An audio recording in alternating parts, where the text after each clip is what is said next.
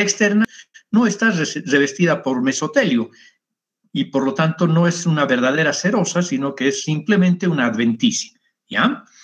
Estas capas, las diferentes capas que estamos mencionando, están inervadas por el sistema nervioso entérico, ¿ya? Que es un sistema nervioso propio del tracto digestivo, y moduladas por los sistemas nerviosos simpático y parasimpático.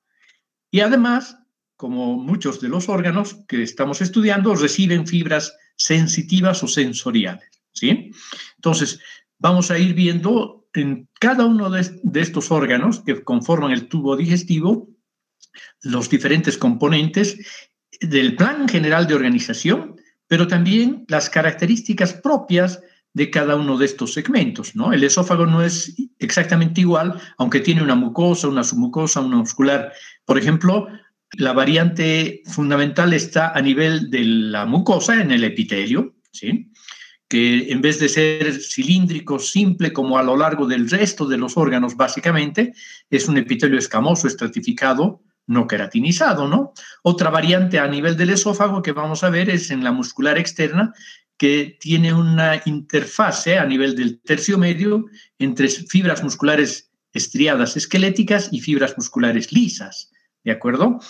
En el tercio superior, por lo tanto, está formado por fibras musculares estriadas esqueléticas y en el tercio inferior, básicamente por fibras musculares lisas, de tejido muscular liso.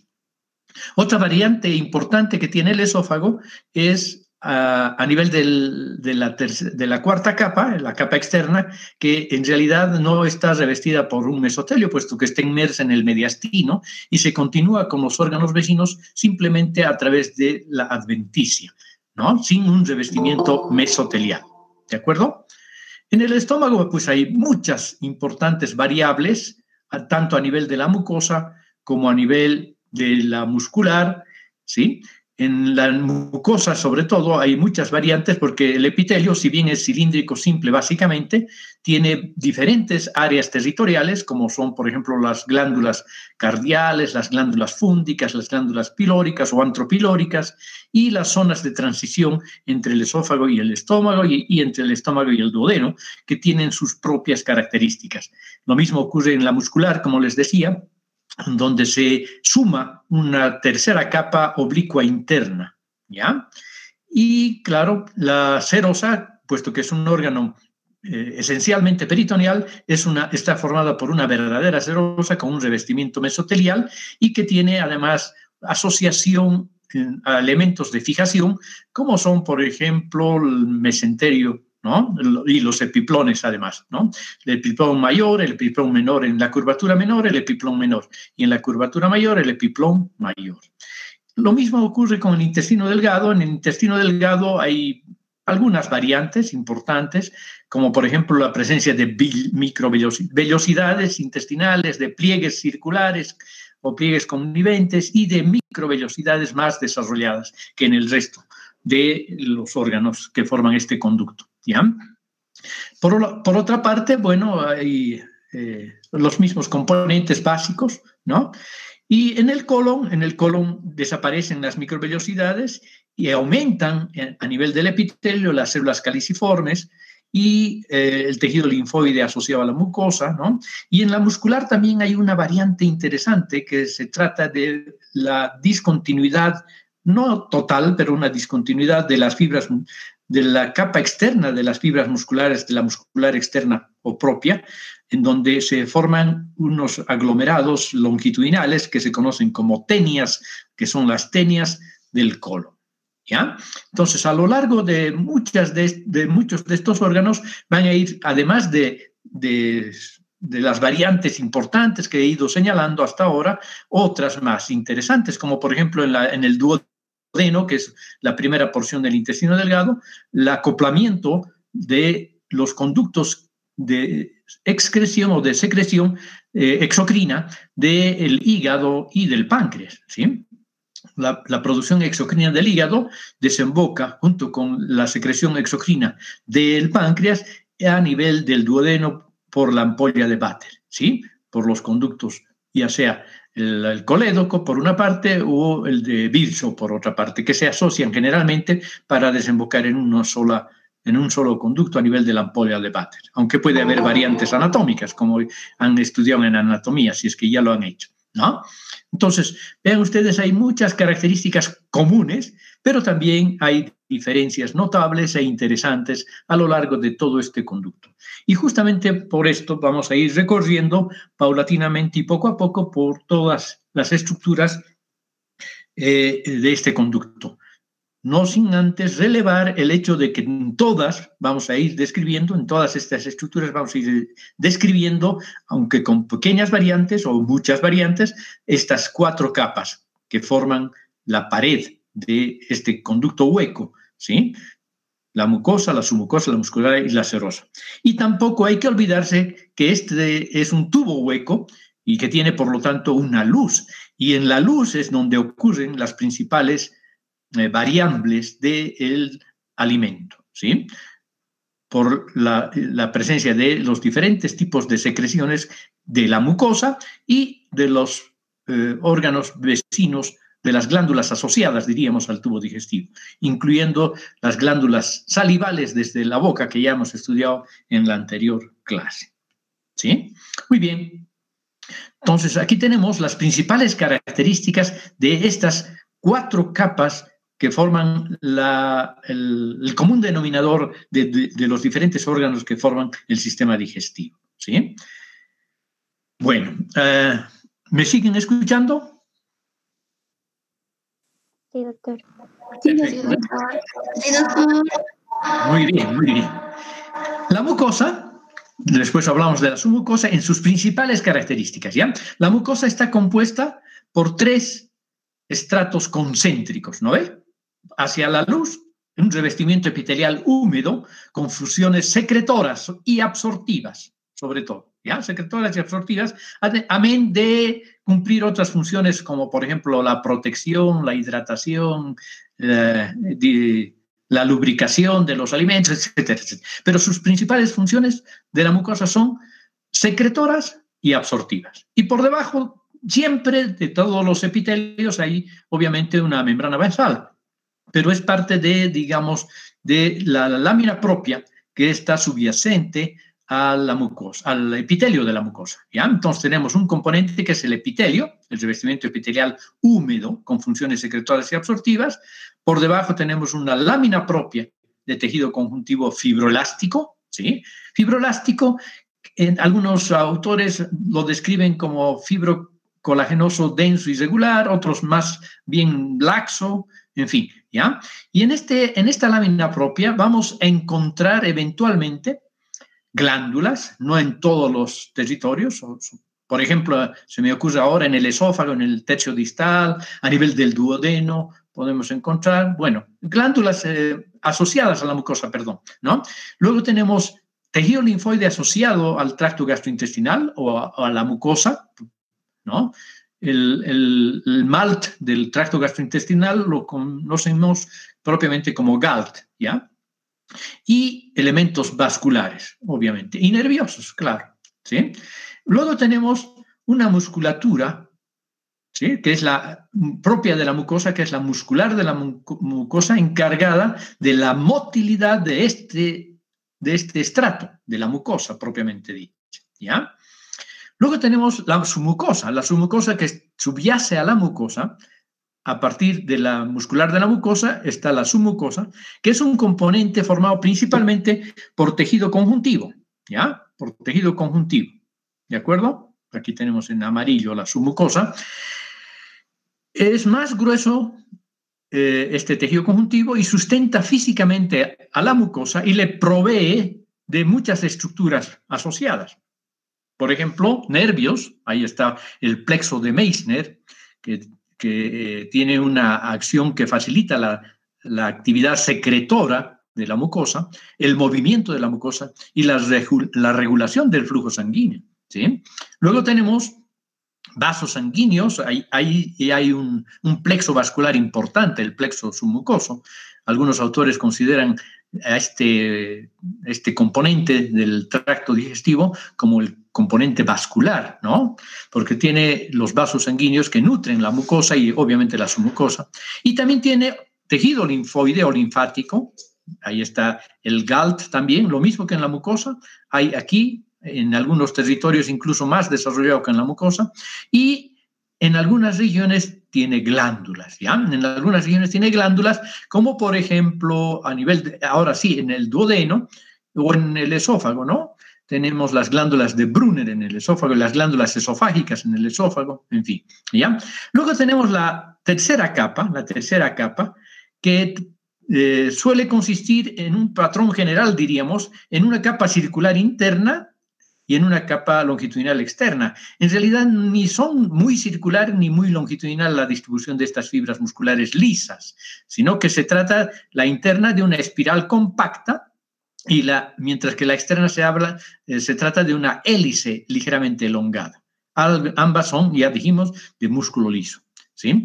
En ciertas regiones la muscular externa está modificada formando una capa extra o formando esfínteres o tenias. ¿Sí? La capa extra la vamos a ver, por ejemplo, en el estómago, la capa interna, oblicua.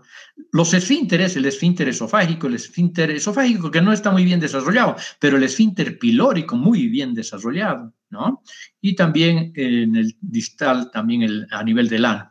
Y las tenias típicas del colon que vamos a observar en la capa externa longitudinal del músculo externo, ¿no?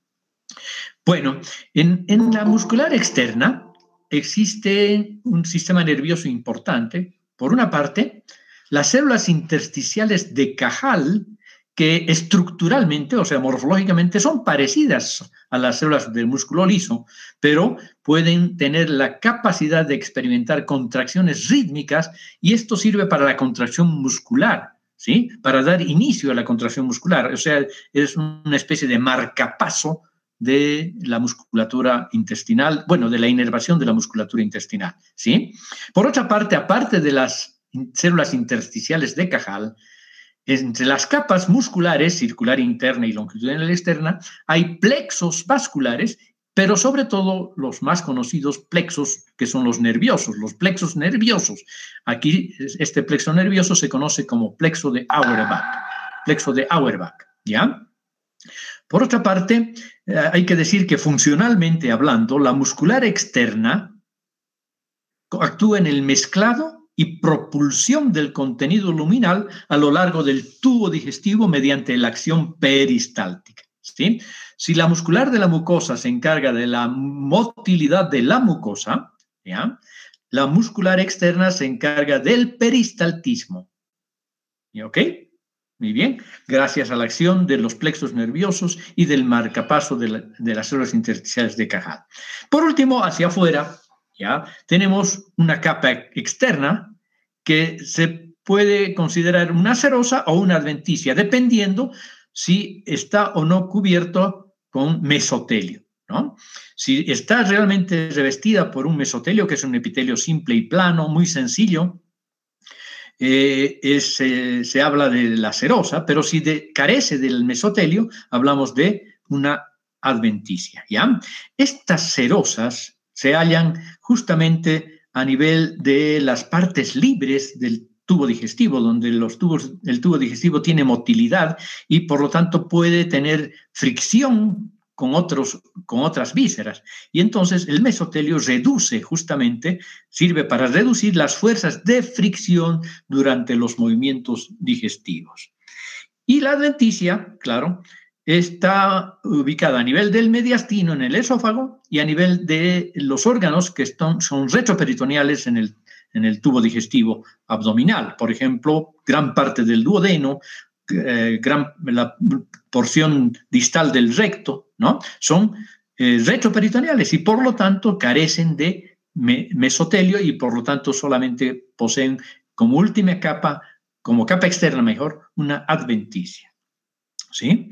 Que está formada, lo mismo que la serosa, claro, en su componente conjuntivo, por un tejido conjuntivo fibroelástico también, en el que podemos encontrar, vamos a ver, tejido vascular, obviamente, tejido nervioso, fibras sensitivas, por ejemplo, o vamos a encontrar también tejido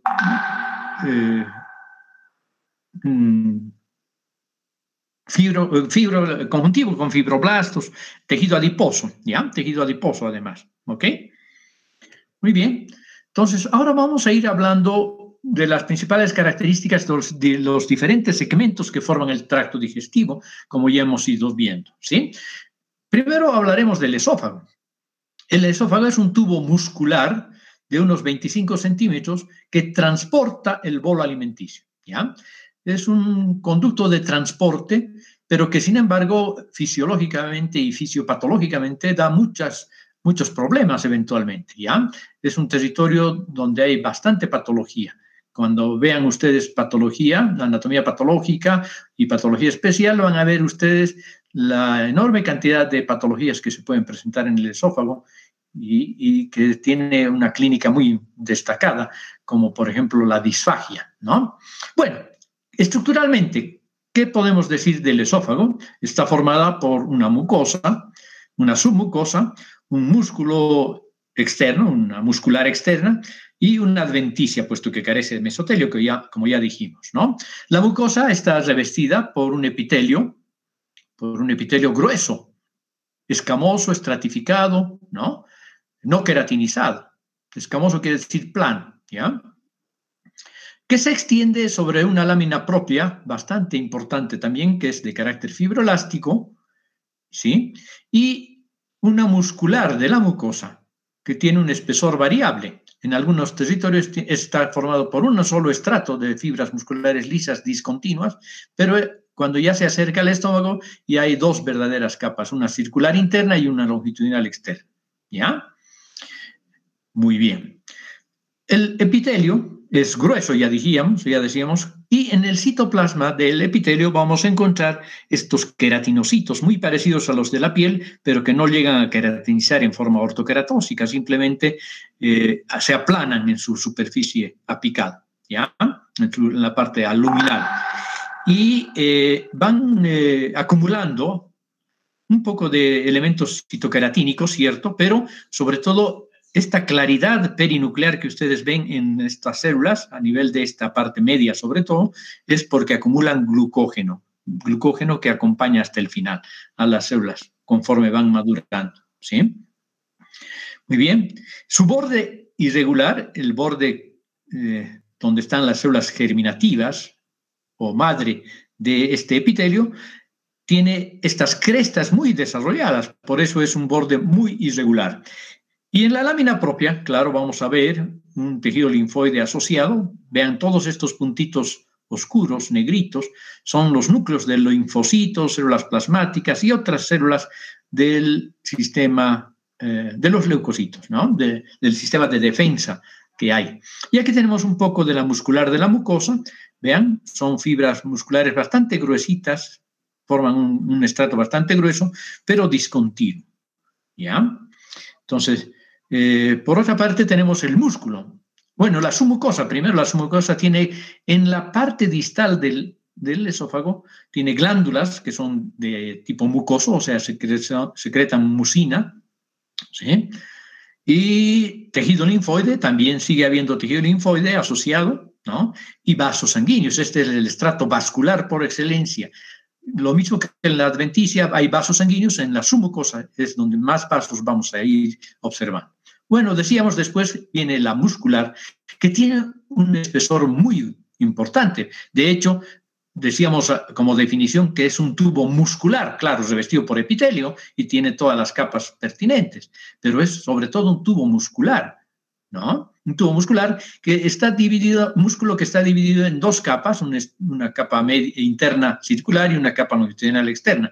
Pero es de destacar, obviamente, que en el esófago superior predomina el músculo estriado. Miren en este recuadro, aquí vemos a nivel del tercio medio es donde se difuminan áreas de tejido muscular liso y áreas de tejido muscular estriado, ¿ya? Se interdigitan las fibras musculares lisas y estriadas. Pero si tuviéramos un corte a nivel del tercio superior veríamos un predominio o una totalidad de fibras musculares estriadas, ¿ya? Estriadas, que son los que inician la deglución, sirven para iniciar la deglución, vamos a darle un nombre coloquial, para impulsar el bolo alimenticio hacia abajo, ¿no? Ayudado, claro, por la gravedad, ¿sí? Y en cambio, a nivel del tercio medio ya hay esta conjunción de estriado y liso, y a nivel del tercio inferior, el tejido muscular externo ya está formado, como vemos aquí, con una capa circular interna y una capa longitudinal externa de músculo liso, ¿sí? La adventicia, que carece de mesotelio, es de tejido fibroelástico, fibroconjuntivo y también tiene vasos sanguíneos, ¿ya?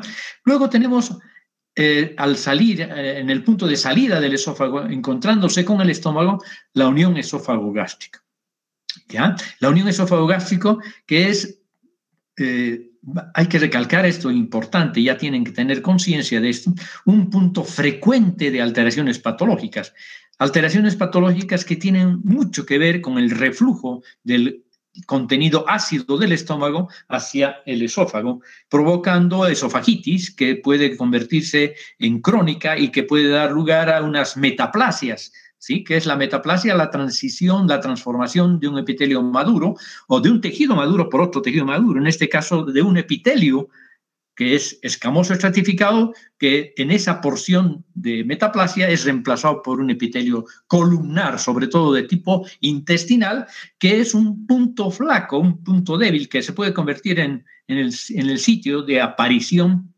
de una transición maligna, ¿ya? De transformación maligna.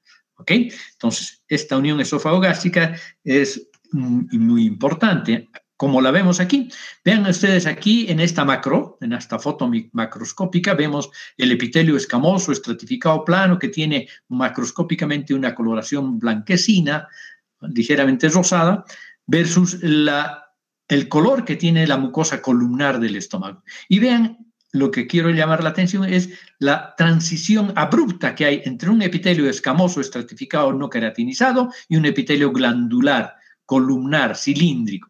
¿Ya? Vean ustedes, entonces esta transición normal es así, abrupta, pero cuando hay reflujo del contenido gástrico hacia el esófago, aquí se pueden formar unas lengüetas de metaplasia del epitelio columnar, que no solo es de tipo gástrico, sino de tipo intestinal, y que eso se llama esófago de Barrett, y es una importante patología y tiene una tasa de incidencia muy marcada en la gente actual, sobre todo favorecida por la obesidad, el tipo de alimentación, etcétera, etcétera, ¿no? Y la vida sedentaria también, ¿ya? Muy bien. Bueno, entonces vemos aquí endoscópicamente también la zona de transición entre el esófago, vean, este es el epitelio escamoso estratificado, no queratinizado del esófago, que tiene esa coloración, claro, rosada, pálida, mientras que la mucosa gástrica, aquí vean la zona de transición, es más rojiza, ¿no? Muy bien. Y microscópicamente, pues vamos a ver aquí la zona de transición justamente, en donde vemos el epitelio escamoso estratificado, que vean ustedes que es muy grueso y que tiene unas crestas epiteliales intercaladas por papilas de tejido conjuntivo, pero muy pronunciadas, ¿no? Tiene un espesor muy grueso, ¿ya? Y a nivel de la muscular de la mucosa también las fibras son mucho más destacadas, más gruesas. A veces en las biopsias que nos llegan de este lugar no nos sacan el tejido epitelial escamoso estratificado del esófago y solo vemos epitelio columnar de la porción cardial del estómago, ¿no?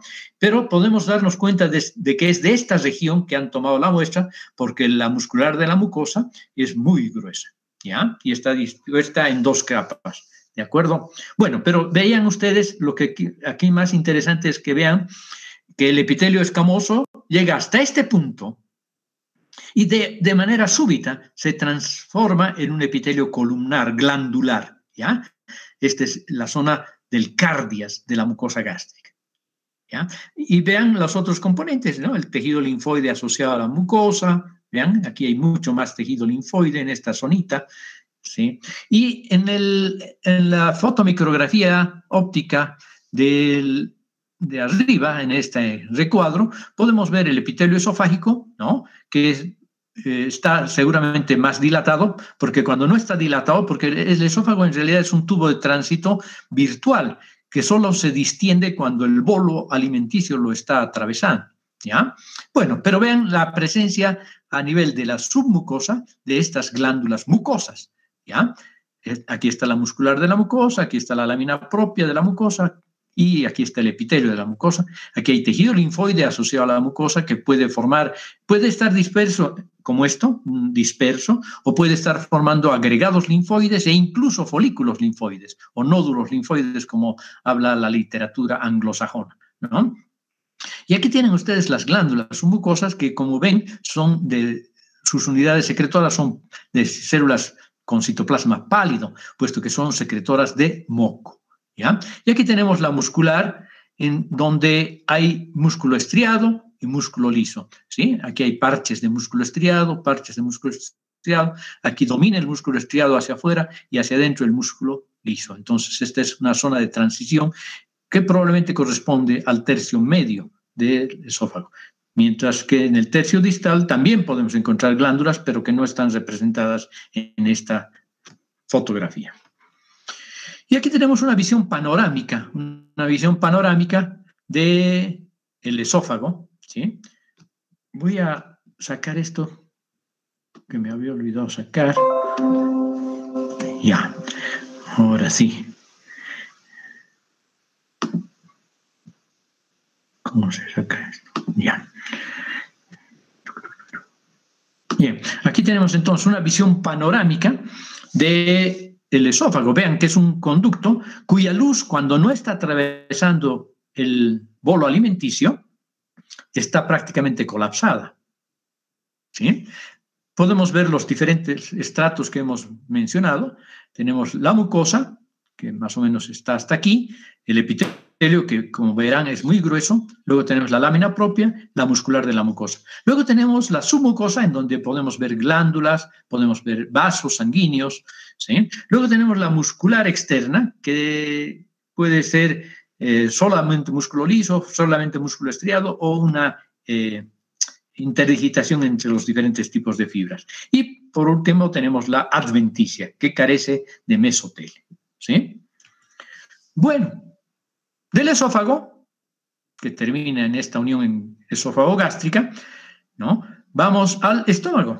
Y claro, como ustedes están viendo en esta macro, ¿no? Es la porción dilatada del tracto digestivo, donde el alimento fragmentado previamente por el efecto de la masticación y parcialmente digerido por las enzimas de las glándulas salivales, es retenido, ¿ya?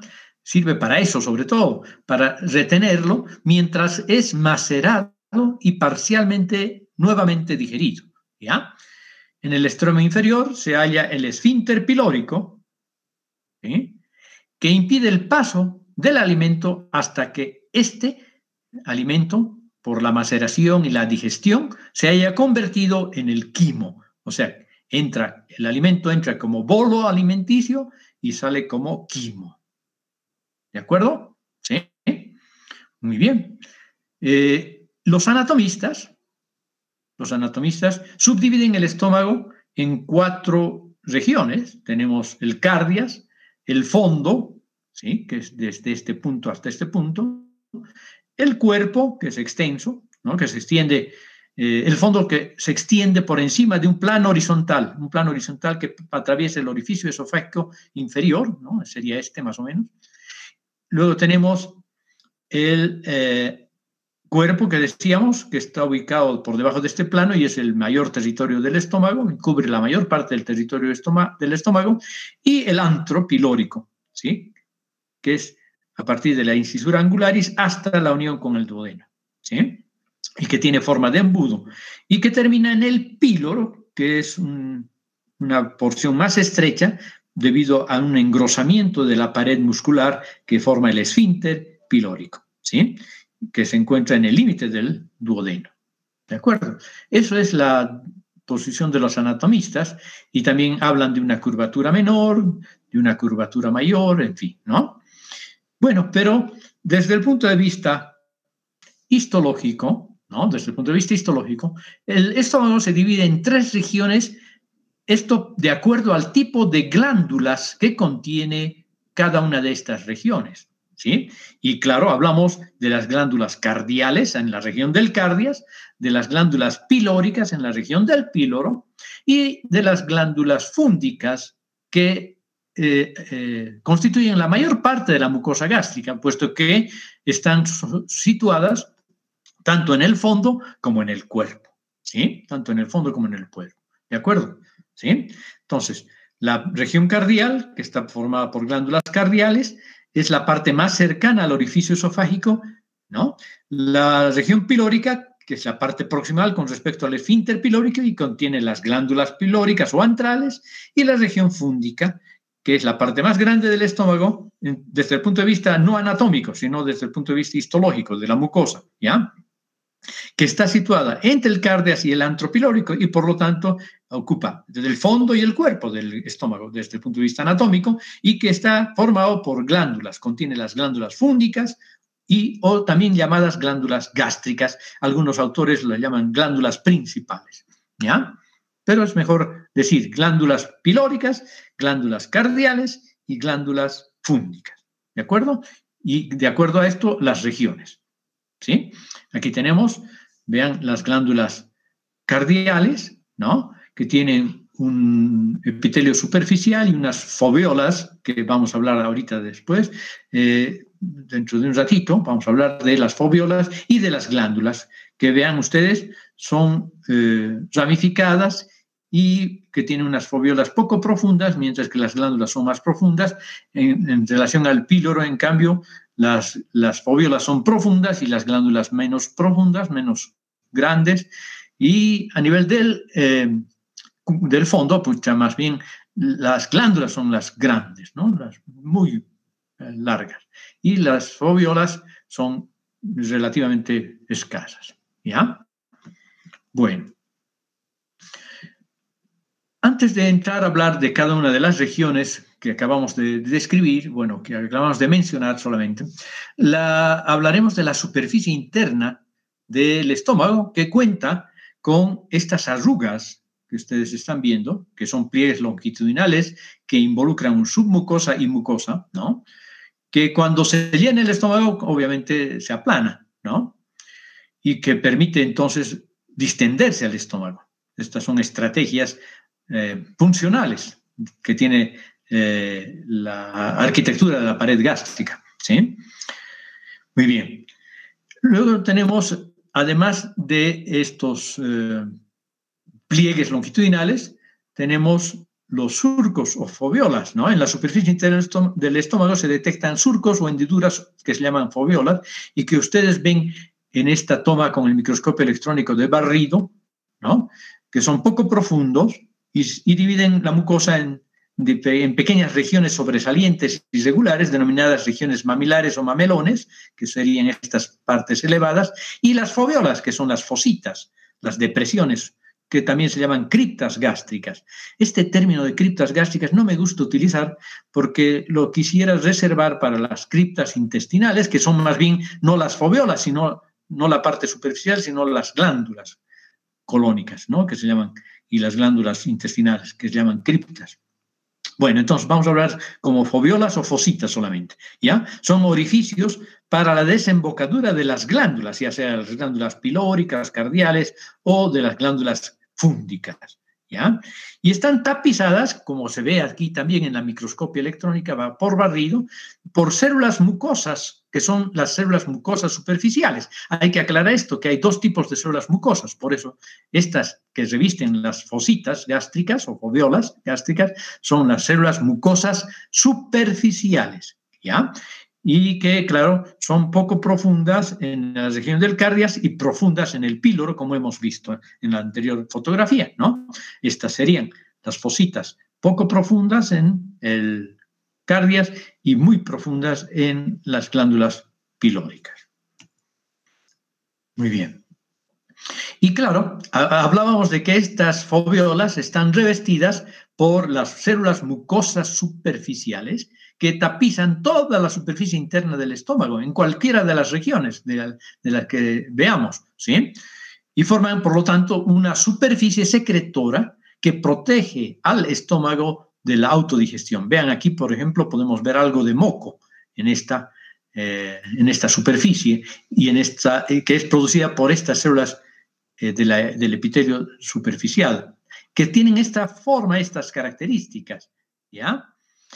Cada célula posee una dilatación apical, un poquito más ancha que esta, aquí está muy cilíndrica, que está llena de estos gránulos que contienen mucinógeno que producen, por lo tanto, cuando se desprenden, cuando se acoplan a la superficie luminal, unos gránulos, un grueso y turbio moco visible, paz positivo, ¿no? Visible e insoluble, paz positivo, ¿sí?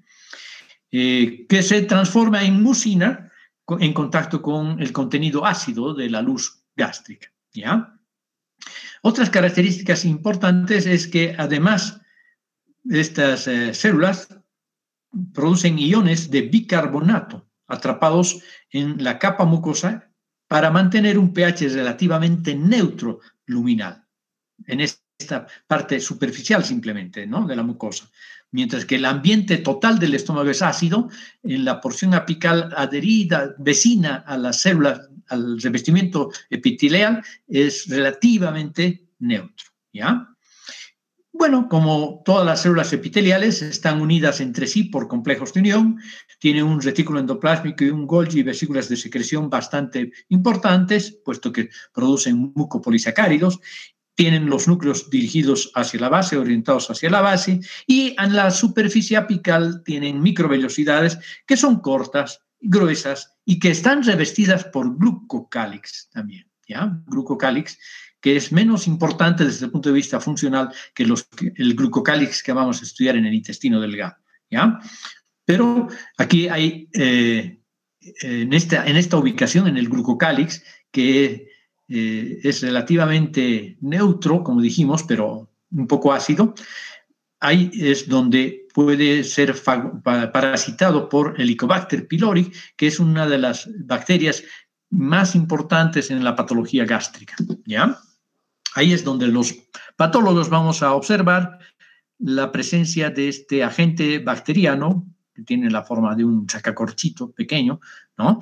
Por eso se llama Helicobacter pylori, y que está más frecuentemente ubicado en el antro pilórico, por eso se llama Helicobacter pylori, por la forma y por la ubicación, y causa gastritis aguda, gastritis crónica, úlcera péptica, está relacionada con toda esa patología, está relacionada también con el cáncer gástrico, ¿no? Y está relacionado con linfomas incluso a nivel del estómago, ¿ya? Muy bien. Una cosa interesante que se ha descubierto últimamente es que en la mucosa superficial se identifican también células regeneradoras, ¿ya? No solamente en el cuello como se creía antes, y también papilas gustativas que no se pueden ver, solamente se han descrito, los investigadores han descrito que estas células podrían tener un componente gustativo para saborear diferentes tipos de sabores, como el sabor dulce, el sabor amargo y el umami, que es un sabor gourmet bien elaborado, ¿no? Yo me pregunto, ¿por qué los perros tragan el alimento como si no tuvieran la necesidad de sentir el sabor? ¿Por qué les gusta tanto algunos alimentos y otros no? Y se lo tragan sin saborear nada, ¿sí? Entonces, quiere decir que probablemente los perros tengan esta sensación gustativa a nivel del estómago, a nivel del epitelio superficial del estómago, y es por eso que disfrutan nomás, no como pensaba yo, que deberían saborear, masticar los alimentos y no tragárselo como si fuera una tableta, ¿no? Tal vez sienten a nivel de su estómago esta sensación gustativa. Bueno, Aquí tenemos en los cortes histológicos la presencia a nivel de las foveolas, ¿sí? La presencia de estas células superficiales. Vean, ocupan un buen territorio, la superficie y también las depresiones o foveolas, donde desembocan las glándulas gástricas, en este caso, por ejemplo, glándulas principales o glándulas fúngicas, ¿ya?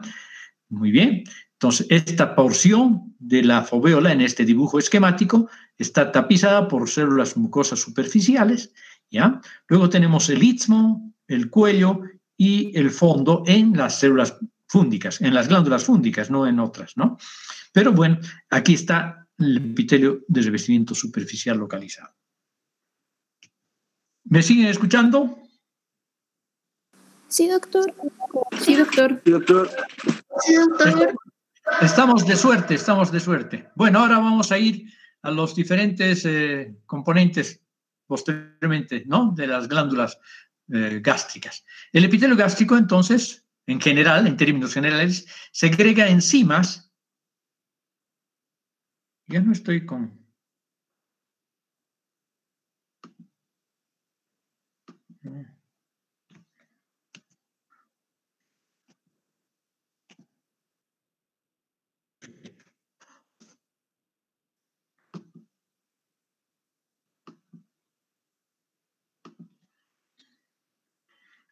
Quería ponerles el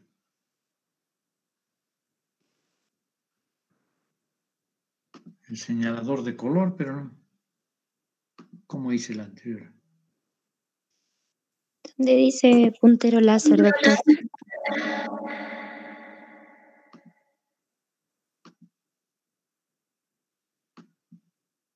Ah, sí, sí. Puntero láser. Ya. Ok, volvemos entonces. No sé por qué se ha salido. Bien. Entonces, tenemos que el epitelio gástrico, en términos generales, les decía, segrega enzimas digestivas, ácido clorhídrico y moco. Diferentes tipos de moco, pero moco al fin, ¿no? Y también tiene una población de células productoras de hormonas, las células del sistema neuroendocrino difuso, ¿sí? Bueno, pero ahora vamos a hablar de las glándulas fúngicas. En particular, las glándulas fúngicas producen un jugo gástrico, van desde la muscular de la mucosa, en la profundidad, hasta la base de las fositas gástricas, ¿no? Van desde aquí hasta aquí, en la base de las fositas gástricas, y se subdividen en 3 regiones, que son el istmo, en este territorio, el cuello, ¿sí? Y la base. ¿De acuerdo? En la anterior foto veríamos aquí, aquí tenemos el istmo, en esta zona, el cuello y la base. ¿Ya?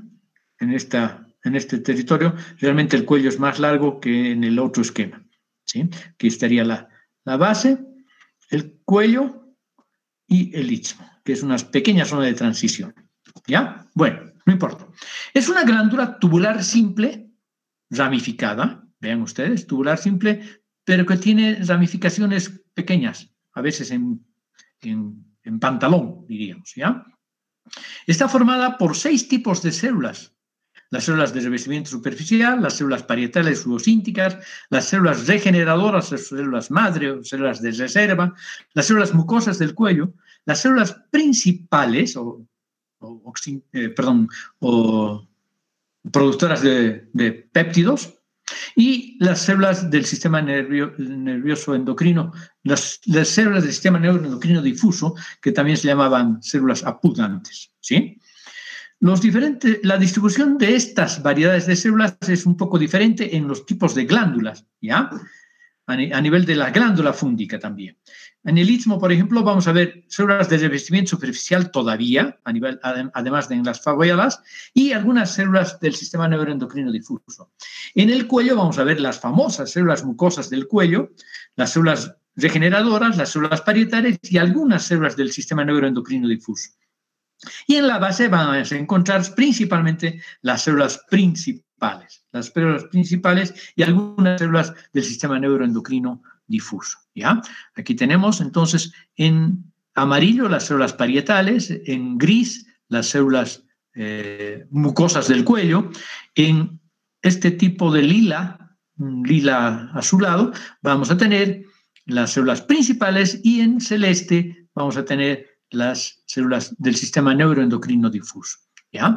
Que es necesario a veces hacer tinciones especiales para diferenciarlas. Sin embargo, las células mucosas del cuello, las células principales y las células parietales se las puede ver fácilmente. Aquí tenemos, por ejemplo, un grupito de células parietales entremezcladas con las células principales, ¿no? Productoras de simógeno. Aquí hay otras células parietales, y aquí hay células mucosas superficiales, y aquí mucosas del cuello.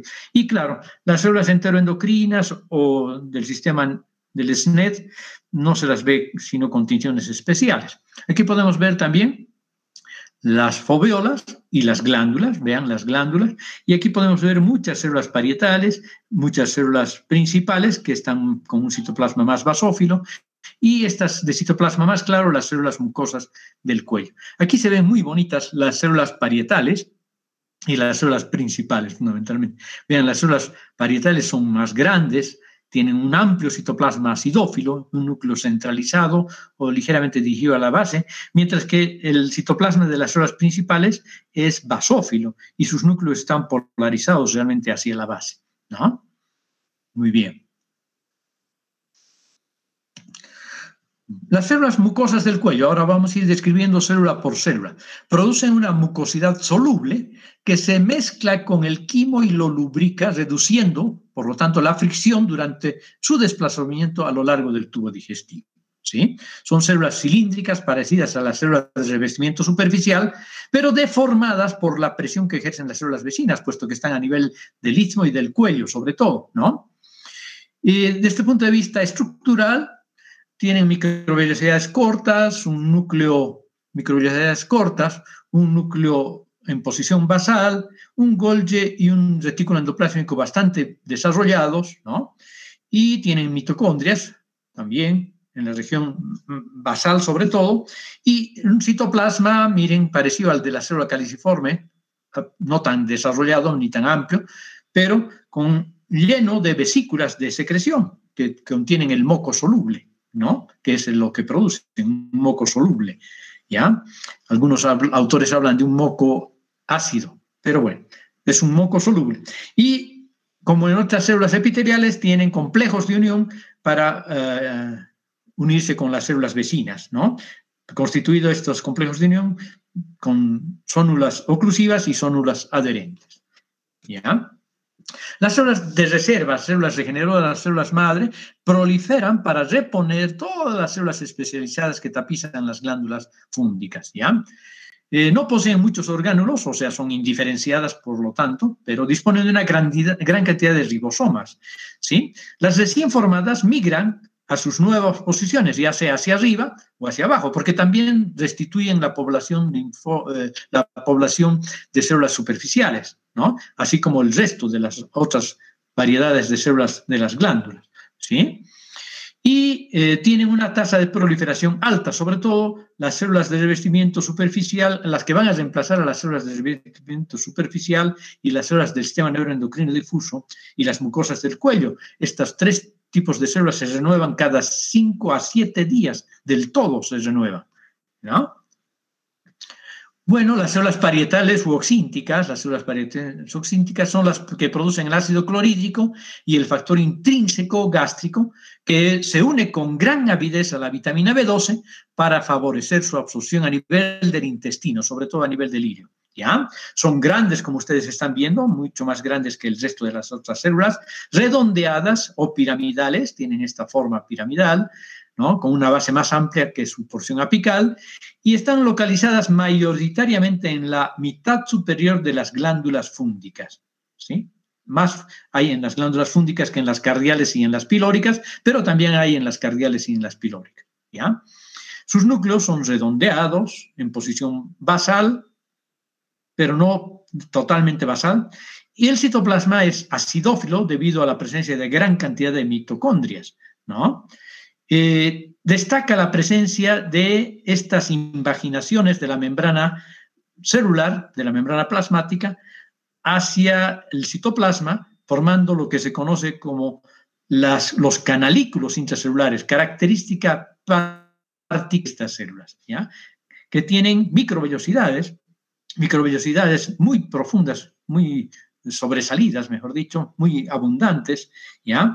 Y el citoplasma, que linda con los canalículos, contiene muchas vesículas redondas, que están muy pálidas en esta fotografía, muchas vesículas redondas y tubulares, que forman justamente el sistema túbulo-vesicular, ¿ya? El sistema túbulo-vesicular. Y que no se ve muy bien en esta fotografía. Bueno, y además ya hemos dicho numerosas mitocondrias y una menor cantidad, pero tienen Golgi y retículo endoplásmico rugoso, ¿ya? Y también tienen lisosomas. Aquí tenemos básicamente la fisiología de estas células, ¿no? Las células parietales, en las células parietales el número de microvellosidades y la abundancia de vesículas están relacionadas entre sí y varían de acuerdo a la actividad secretora de ácido clorhídrico, ¿no? Entonces, poseen, por una parte, abundante anhidrasa carbónica que desempeña un papel fundamental en la generación de iones hidrógeno,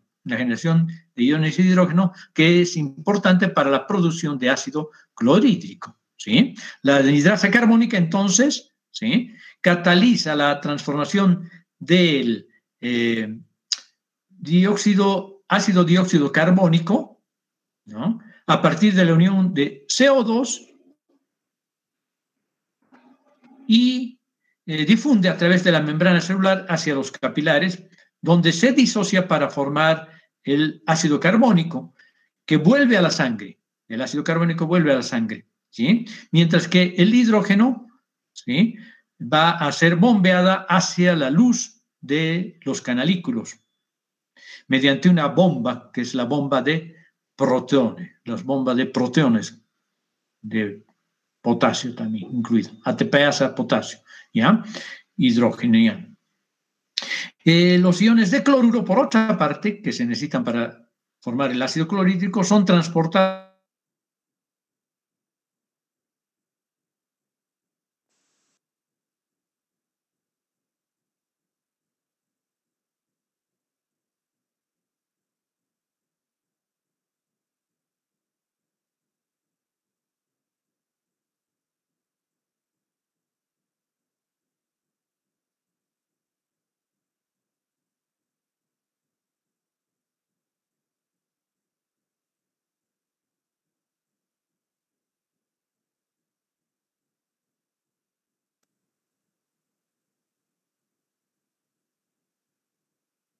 profunda de las glándulas fúngicas, o sea, en la base, ¿sí? Pero además de pepsinógeno, que es el principal componente que producen, ¿sí?, sintetizan renina y lipasa gástrica, así como leptina, ¿sí? La proenzima pepsinógeno, que es como secretan, que por estimulación neuronal, el nervio bajo sobre todo, y hormonal, la secretina, es exocitada hacia la luz, es activada en contacto con el jugo gástrico en la luz, y convertida en pepsina, que es la verdadera enzima proteolítica activa gástrica, ¿sí? Son células cilíndricas con un citoplasma basófilo, ya dijimos, tiene un núcleo basal y un borde, una citoplasma apical lleno también de vesículas de secreción que contienen los gránulos de zimógeno. El retículo endoplásmico y el Golgi son extensos y las microvellosidades son cortas y gruesas, y también están superficialmente revestidas por glicocálix, ¿ya? Bueno, las células del sistema neuroendocrino difuso, también llamadas enteroendocrinas o células APUD, por la capacidad que tienen de captar y descarboxilar los precursores de aminas para convertirlos en péptidos, ¿no? Pueden ser abiertas o cerradas y sintetizan hormonas de todo tipo, endocrinas, paracrinas y neurocrinas, ¿sí? Son pequeñas, están dispersas entre las células epiteliales de la mucosa gástrica y su característica fundamental, que aquí se ve en el microscopio electrónico, es la presencia de gránulos neurosecretores. Se llaman también argentafines porque captan tinciones argénticas, se llaman APUD, ya dijimos por qué, se llaman sistema neuroendocrino difuso porque forman parte del sistema justamente neuroendocrino difuso, que no solo hay en el estómago, y se llaman enteroendocrinas porque secretan sustancias de tipo hormonal y se localizan en el epitelio del conducto entérico, ¿no? Solo algunas de estas células, APUT, las que producen gastrina, por ejemplo, las que producen péptido inhibidor vasoactivo y somatostatina, se encuentran en el estómago, ya sea en el fondo o en el antro gástrico, ¿ya? Vean aquí, pueden ser cerradas o pueden ser abiertas. Si son abiertas, tienen microvellosidades apicales y están en contacto con la membrana basal, mientras que si son cerradas, solo están en contacto con la membrana basal y no en contacto con la luz. De todos modos, la secreción es, como en todas las glándulas endocrinas, hacia la lámina propia, donde están los vasos, y los vasos o el líquido intersticial le sirven de vehículo para llegar a sus células blanco, ¿no? Bueno, aquí tenemos la acción de muchas de las enzimas, de los péptidos hormonales, que producen estas células del sistema neuroendocrino difuso. No me voy a detener porque realmente ya se había ido el tiempo. Tenemos muchas hormonas producidas por estas células, ¿no? En el estómago, por ejemplo, la gastrina, la grelina, la colecistoquinina, en otros territorios, la secretina, en el duodeno, etcétera, etcétera, el péptido inhibidor gástrico, la motilina. Bueno, de todos modos, esto pueden verlo en sus libros, están ahí su sitio de producción, lo que estimula y lo que inhiben estas diferentes péptidos hormonales, porque la mayoría son péptidos hormonales, ¿ya? Pueden funcionar como hormonas verdaderamente, o como células, como secreciones paracrinas, o como neurocrinas, ¿ya? Como la bombecina, por ejemplo, que se produce en el estómago y produce el vaciamiento gástrico, ¿no? Muy bien. Entonces, no voy a entrar en todos estos detalles, es muy interesante la localización, la función tanto estimuladora como inhibidora que pueden tener, ¿ya? Las otras capas de la pared gástrica son la muscular de la mucosa, que está organizada también en 3 capas, de músculo liso, circular interno, longitudinal externa y poco distinguible circular más externo, ¿ya? La submucosa está formada por tejido conjuntivo colagenoso denso e irregular y posee la red vascular sanguínea y linfática, que es muy rica e irriga y drena los vasos de la lámina propia y obviamente de la mucosa, ¿no? Aquí también está el plexo submucoso de Meissner, que ocupa su posición habitual, no se ve en esta, pero está en este territorio más o menos, ¿ya? La muscular externa, que como dijimos, está formada por 3 capas, ¿no? La oblicua interna, que es poco perceptible, la circular media, ¿sí? Que es especialmente pronunciada en el píloro, donde forma el esfínter pilórico, y la longitudinal externa, ¿no? Entre las circular interna y la longitudinal externa se encuentran el plexo mioentérico, ¿sí? De Auerbach, ¿ya? Hay algunas diferencias entre la mucosa de las regiones cardial y pilórica, ¿ya? En la mucosa cardial las fosas gástricas son menos profundas y las bases de las glándulas son muy desarrolladas, ¿ya? Y la población celular está constituida principalmente por células de revestimiento superficial, algunas células mucosas del cuello y unas cuantas células del sistema neuroendocrino difuso y también algunas células parietales, ¿ya? No hay células principales. Lo mismo en la región pilórica, ¿no? Las glándulas son muy contorneadas y suelen ramificarse y las fositas son más profundas, estas foveolas son más profundas y contienen los mismos tipos celulares que en la región cardial, aunque en el píloro predominan un poco más las células mucosas del cuello, que además de secretar moco soluble, secretan lisosina, como las glándulas de Brummer, que es una bactericida, ¿no? Muy bien.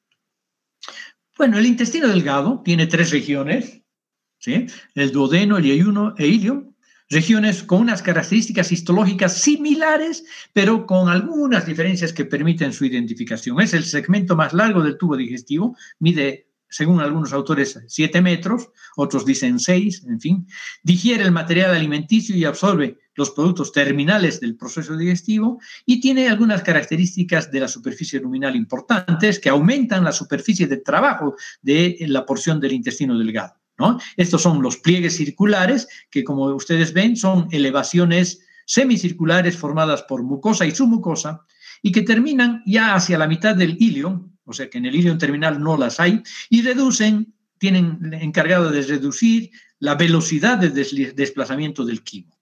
Luego tenemos las vellosidades, ¿sí? Las vellosidades, protrusiones en forma de dedos digitiformes o foliadas en forma de hojas de la lámina propia y del epitelio, ¿no? Y en la lámina propia vamos a encontrar el conducto quilífero, que es el conducto linfático, arterias, venas, bueno, arterias pequeñitas, arteriolas y capilares, ¿no?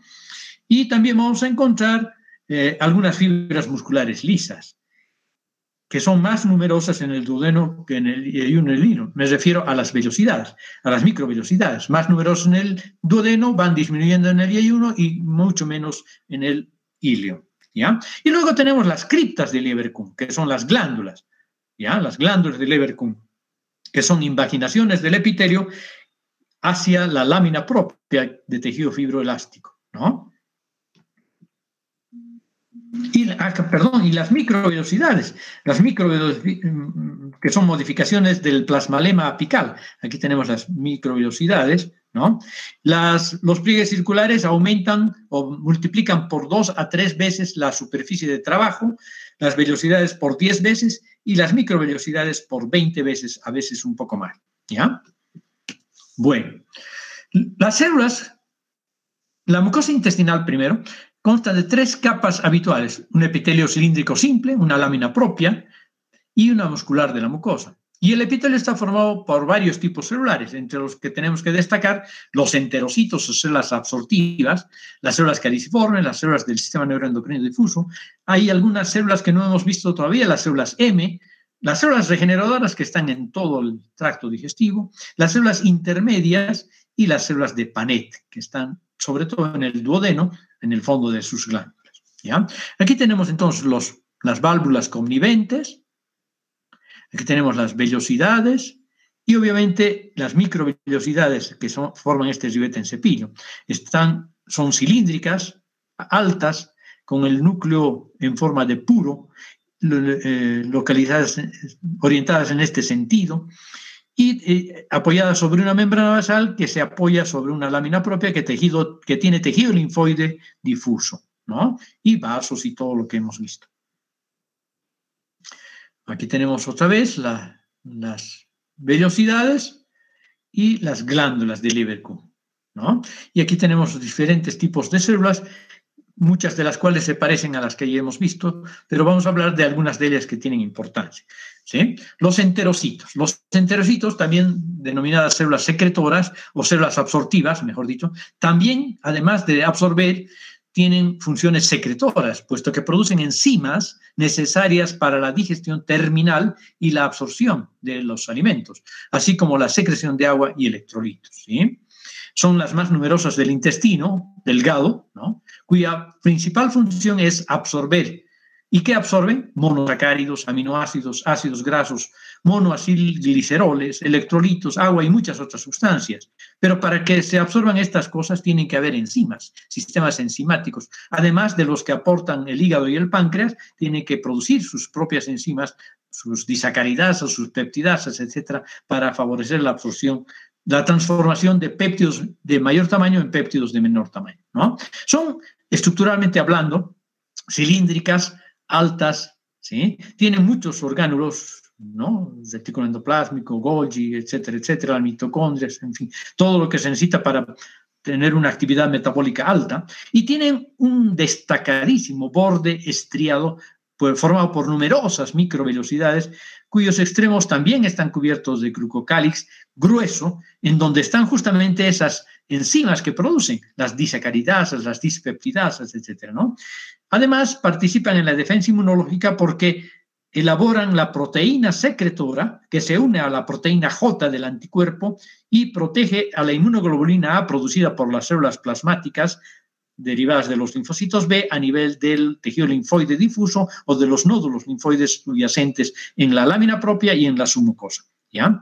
Por otra parte, los lípidos, que también se absorben por estas células, van a absorberse en forma de ácidos grasos, de cadenas largas, y que llegan en forma de kilomicrones en estas vesículas hacia los vasos quilíferos a través de la secreción del borde lateral y basal de estas células, entre las células vecinas, ¿no? Aquí es donde secretan su contenido, los vasos quilíferos, para llegar a los linfáticos de la lámina propia, ¿sí? Bueno, y aquí tenemos una serie de funciones. Aquí tenemos, por ejemplo, el diagrama de la digestión y absorción de carbohidratos por el enterocito, ¿no? Se necesita para absorber la lactosa disminuir su tamaño molecular a través de la lactasa, ¿no? La lactosa es un disacárido que se tiene que convertir en galactosa, que es un monosacárido, y así absorbido. Y así sucesivamente. Igual las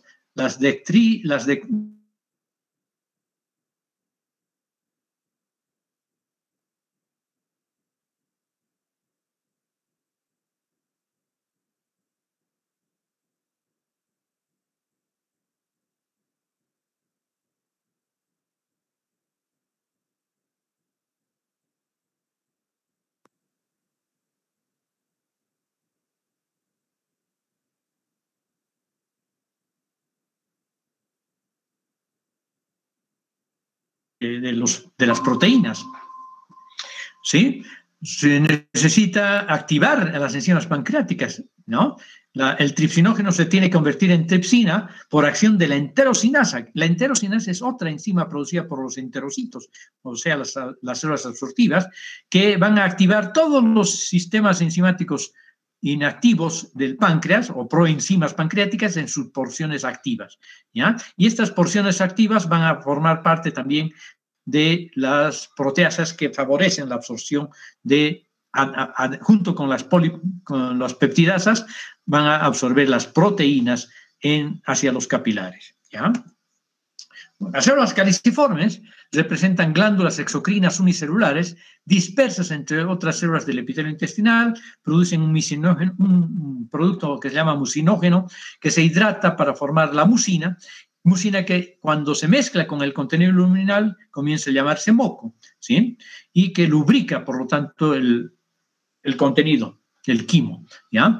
Su citoplasma, vean ustedes, está lleno de gránulos de mucinógeno, que le imparten a esta célula esta forma de cáliz, ¿no? O de copa, ¿sí? Tienen además un retículo endoplásmico rugoso muy prominente, un Golgi prominente, y los núcleos están dirigidos hacia la base, ¿ya? Las células neuroendocrinas, ya hemos visto básicamente, tienen gránulos secretores, ¿no? Y producen casi las mismas hormonas peptídicas que en el estómago, pero algunas son particularmente importantes en la secreción del intestino delgado, la secretina, la motilina, la neurotensina, colecistoquinina, péptido inhibidor gástrico y gastrina, en fin. Y, claro, los gránulos electrondensos son su característica fundamental, pero en la visión del microscopio electrónico. Las células de Panet, que se encuentran en la base de las glándulas de Lieberkühn, sobre todo en el duodeno, producen lisosima, pero además defensinas y factor de necrosis tumoral alfa, ¿ya? Están, como hemos dicho, en la base de las criptas, algunas albergan estos gránulos acidófilos, voluminosos, fáciles de ver incluso con el microscopio óptico convencional, ¿ya? Y las células M, que se llaman células M porque tienen, en vez de microvellosidades, micropliegues en su superficie apical, y que sirven ¿para qué? No son células verdaderamente presentadoras de antígenos, solamente conducen microorganismos y otras moléculas desde la luz intestinal hacia el tejido linfoide, sobre todo que hay en las placas de Peyer o en los órganos linfoides, ¿ya? Por lo tanto, están situadas en el epitelio intestinal que suprayace a estas estructuras linfoides, a las placas de Peyer y otros nódulos linfoides, glándulas, donde reemplazan parcialmente, vean ustedes, a las células absortivas, ¿no? A los enterocitos. Estos son los micropliegues que tienen estas células, ¿ya? Decíamos que son transportadoras de antígenos hacia el espacio laterobasal, donde descargan en la vecindad de la lámina propia, donde están los linfocitos T, CD4, estimulando la respuesta inmune. Entonces, no son verdaderas presentadoras de antígeno, pero cumplen esa función, ¿ya? Porque transportan antígenos. Bueno, las glándulas de Brunner son otras particularidades que tiene el intestino delgado a nivel de la primera y segunda porción del duodeno, ¿sí? Están situadas en la submucosa, vean ustedes, son glándulas tubulares ramificadas y poseen características de células productoras de zimógeno, así como de moco, ¿ya? Su secreción tiene un pH aproximada entre 8.5 y 9.3 y contienen glucoproteínas neutras y alcalinas e iones de bicarbonato de sodio, ¿ya? Este pH ligeramente alcalino, ¿ya? Es protector de la mucosa duodenal, puesto que le llega el quimo muy ácido del estómago, ¿no? Entonces, además de proteger a la mucosa duodenal e intestinal en general, también acerca el contenido intestinal a los valores óptimos para la acción de las enzimas pancreáticas, que actúan en un medio alcalino, no en un medio ácido, ¿ya? Algunas diferencias entre el duodeno, el yeyuno y el ilion. El duodeno, bueno, tiene 25 centímetros, recibe además la secreción de los órganos de las glándulas asociadas al tracto digestivo, las bilis del hígado, los jugos digestivos del páncreas, que desembocan en la papila duodenal, la papila de Vater. Tiene vellosidades más largas y, ya dijimos, menos células caliciformes que se van aumentando conforme avanza el intestino y contiene las glándulas de Brunner en la submucosa. El yeyuno de velocidades más estrechas, cortas y escasas, mayor número de células caliciformes. El ilion, igual, velocidades más escasas, cortas, ¿no? Que incluso en el duodeno, mayor cantidad de células caliciformes, que en el duodeno también, y el yeyuno, y en la lámina propia del borde antimesentérico cuenta con agrupaciones permanentes de los folículos linfóides. Aquí es donde se encuentran las placas de Peyer. Y aquí tenemos la unión de la zona de transición entre el estómago y el duodeno, ¿ya? Aquí tenemos el duodeno, ¿sí? Aquí tienen las glándulas de Brunner, las vellosidades altas, numerosas, el tejido linfoide asociado y el resto de las capas que tienen características similares a lo que ya hemos descrito, ¿sí? Entonces, vellosidades altas y glándulas de Brunner serían las características fundamentales. Y en el ilion tendríamos estas vellosidades, estos pliegues mejor desarrollados, ¿sí?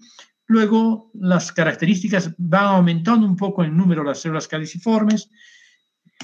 Y en el ilion lo que destaca, además de lo que ya hemos descrito, es la presencia justamente de las placas de Peyer, ¿ya? Abundante. Y justamente sobre las placas de Peyer están las células M, ¿no? Las células M con micropliegues. Bueno, tenemos 5 minutos para salirnos del intestino delgado. El intestino grueso está compuesto por apéndice secal, ciego, colon ascendente, transverso y descendente, sigmoides, recto y conducto anal. No son pocas estructuras, ¿no? Y en términos generales, la mucosa carece de pliegues especializados, ¿no? O sea, de microvellosidades, y es más gruesa que la del intestino delgado, porque sus glándulas de Leverkuhn son grandes, profundas, ¿ya? El epitelio es cilíndrico simple y las criptas de Leverkuhn de la lámina propia son más largas, como dijimos, ¿no? Y tienen ya son más numerosas las células caliciformes y menos, en cambio, los otros tipos de células, ¿ya? La muscular de la mucosa es una circular interna y una longitudinal externa, la submucosa semejante. La muscular externa está compuesta por una capa circular interna y una capa longitudinal externa modificada. Y esto es lo interesante para formar las tenias del colon, que además produce abollonaduras o austros. Estas son las austras, ¿no? Abollonaduras en la pared del colon.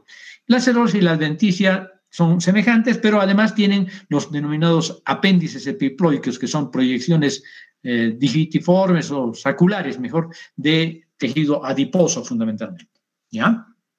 El ciego y el apéndice. El ciego y el apéndice es una expansión del intestino grueso, el ciego, situado por debajo del plano transversal tangente al borde inferior de la válvula ileocecal, cuya histología es muy similar al resto del colon. Y el apéndice, en cambio, tiene bastantes diferencias, ¿no? Entre las cuales, primero, es una evaginación digitiforme, alargada y fina del ciego, sale del ciego, por eso se llama apéndice secal. ¿sí? Y en su histología difiere porque la capa longitudinal externa es completa, ya no hay tenias, ¿ya? Y una enorme cantidad de folículos linfoides o nódulos linfoides que incluso avanzan hasta la submucosa, en la lámina propia y en la submucosa. Esto es lo característico, ¿no? Tan característico es esto que algunos investigadores han pensado que podría ser el equivalente a la bursa de las aves, donde van a madurar los linfocitos B. Aunque todavía no hay confirmación sobre ello, muchos siguen pensando en ello. Muy bien, y el recto y el conducto anal, para terminar, el recto es la porción distal del tubo digestivo. Su parte superior se distingue por la presencia de los pliegues rectales transversos, ¿ya? Estos pliegues rectales transversos, ¿no? Luego tenemos transversos, algo así, ¿ya? Y la porción más distal del tubo digestivo es el conducto anal, ¿no? El conducto anal, que mide unos 4 centímetros, ¿no?